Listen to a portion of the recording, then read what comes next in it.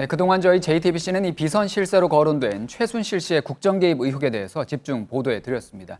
이를 밝히는 데 가장 핵심적인 역할을 한 것이 바로 최 씨의 태블릿 PC입니다. 네. 이 문제를 취재한 기자와 함께 더 알아보도록 하겠습니다. 박병현 기자 나왔습니다. 어서 오세요. 자, 먼저 앞서 저희가 봤지만 이 최 씨의 태블릿 PC, 이게 어떤 건지 먼저 설명을 해주시죠.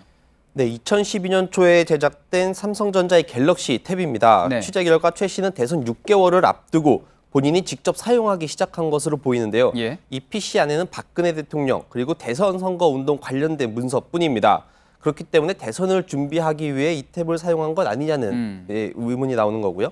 또 이 PC 안에는 최 씨의 사진 2장이 있는데요. 네. 이전 여러 보도마다 나온 얼굴이 달라서 예. 저희가 혹시 이 사람이 다른 인물일 가능성을 충분히 염두에 두고 전문가에게 검증을 해봤는데 네. 전문가는 기존에 공개된 최 씨 사진과 특별히 다른 점을 찾을 수 없다 이렇게 말했습니다. 네, 이 부분은 좀 지금 중요한 내용인 게 오늘 아침에 그 최순실 씨의 주장입니다. 이 태블릿 PC가 자신의 게 아니라고 주장을 한 상황이기 때문에 저희가 이게 최순실 씨가 사용한 것으로 보인다는 근거로 든 부분들이 지금 굉장히 부각이 돼야 될 부분인 것 같은데 지금 말한 사진도 있고요. 또 그 탭 주인의 이름이 그 딸 정유라 씨의 애칭으로 보인다는 부분도 있었고 또 메신저 내용들 뭐 하이라고 그 김한수 행정관에 대해서 얘기를 했다거나 이 부분이 지금 중요하게 부각돼야 될 부분으로 보이는데 지금 얘기를 한 이 김한수 청와대 행정관이요. 이 태블릿 PC의 일단 명의를 갖고 있는 사람이었잖아요.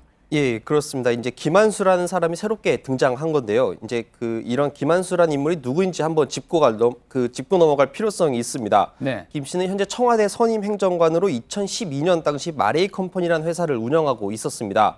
그 앞서 리포트에서 보셨다시피 홍보 이벤트, 소프트웨어 개발 등을 목적으로 설립된 회사인데 김 씨는 이 마레이란 이름으로 가입된 자신의 SNS 계정에 당시 새누리당 대선 후보였던 박근혜 대선 후보를 지지하는 글들을 올립니다. 이 최 씨의 탭은 김 씨 회사인 마레이 컴퍼니 법인 명의로 개설된 건데요. 저희 취재 결과 이제 김 씨는 2013년 1월 7일 이 회사에서 물러났는데 최 씨 PC에서 발견된 문서를 확인한 결과 이 당시 대통령 인수위 홍보미디어본부 SNS 팀장을 맡은 것으로 나타났습니다. 네. 또 최 씨 카카오톡 명단에 한 팀장이란 별명으로 번호가 저장돼 있습니다. 네. 예, 이 한 팀장이라는 말은 그러니까 이 최순실 씨가 김한수 씨를 뭐 부르는 애칭 같은 걸로 지금 보이는데, 자, 이 김한수 씨는 현재 청와대에서 근무를 하고 있는 분입니까?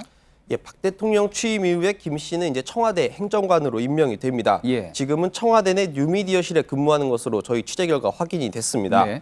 김 씨가 운영한 회사는 지난해 9월 문을 닫았는데 김 씨가 최순실 씨가 운영하는 또 하나의 캠프, 또 청와대와의 연락책으로 활동한 것 아니냐는 의혹이 커지고 있습니다. 네, 그러니까 이 내용들은 이 기기 자체에 숨어 있던 내용들이었고 또 내용 그 안에 들어있는 파일 안에 있는 내용으로 또 들어가 보면 민감할 수 없는 부분입니다. 일본 아베 총리와의 면담 내용까지 최순실 씨가 받아봤다는 거 아니겠습니까? 예, 2013년 1월 4일 그러니까 박 대통령이 취임하기 전인 당선인 시절에 일본 특사단이 방문합니다. 문건은 일본 측의 예상 발언 요지 등을 6개 항목으로 구성하고 있는 건데 주목할 것은 일본 측 발언을 예상하고 그 당시 박 당선인의 입장 표명 방안이 담긴 시나리오 형식의 글이라는 겁니다. 예, 앞서 저희가 리포트로도 보셨지만 독도 관련해서는 상당히 민감한 것이기 때문에 특히 일본과의 이런 것에는 조심해서 얘기를 해야 할 텐데 좀 어땠습니까?